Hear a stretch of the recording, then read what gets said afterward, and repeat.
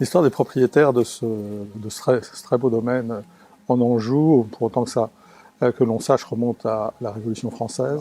On a ici un terroir qui est exceptionnel, qui est situé dans ce qu'on appelle l'Anjou blanc, qui est un terroir de tuffeau, qui est une pierre très blanche, très claire, qui a donné lieu d'ailleurs à la création de caves troglodytes qui ont servi de chais pendant une longue période. En fait, on a deux appellations. L'appellation sur les rouges, donc le Saumur puis Notre-Dame, et puis on a une autre appellation qui est le Saumur blanc.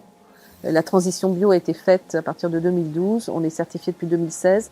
C'est un critère de choix à notre achat. On a des essais en biodynamie également, avec un objectif de respect de l'environnement et de ramener un écosystème très vivant. Notre fille nous a rejoint, donc on a ce côté familial. Et puis on a embauché avec Corentin, qui est le responsable production, qui est un jeune talentueux. Donc en fait, on est 7 à travailler sur ce domaine. C'est une appellation qui date de 2008. Dont les principales caractéristiques portent sur deux éléments en synthèse. Le premier élément, c'est un terroir spécifiquement argilo-calcaire.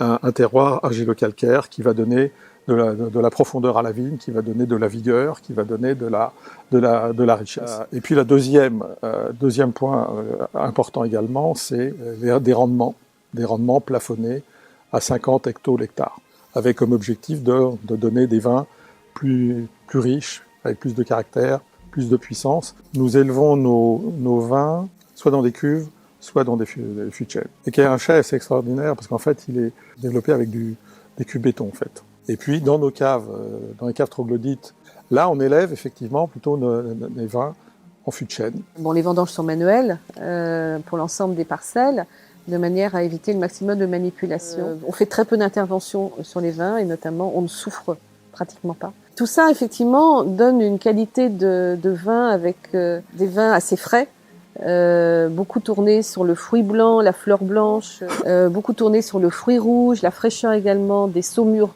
rouges. Et sur les puits Notre-Dame, justement, de par l'altitude, des vins un petit peu plus structurés, plus complexes, plutôt sur le fruit noir.